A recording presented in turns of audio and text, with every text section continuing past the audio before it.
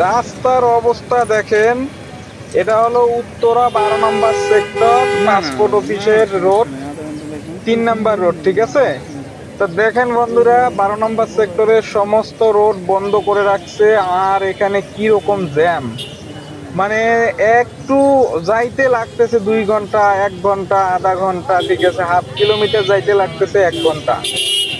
অথচ এই রোডগুলা জ্যাম হওয়ার কারণ এবং এই পাসপোর্ট অফিসের রোডটা জ্যাম হওয়ার প্রধান কারণ হচ্ছে এই যে কল্যাণ সমিতি, তারা কিন্তু তাদের সমস্ত গেটগুলা বন্ধ করে রেখেছে। এজন্য কিন্তু এইরকম জ্যাম হয়ে গেছে, ঠিক আছে। তা তারা খুলে দিলে এরকম আসলে জ্যাম হতো না। তাই অনুরোধ করব তাদের গেটগুলা যদি খুলে দেয়। তা এখানে আমার খুব খারাপ লাগতেছে, মানুষ অনেক দুর্ভোগ এবং অনেক সময় ধরে বসে আছে। তা অবশ্যই এইদিকে খেয়াল রাখা দরকার।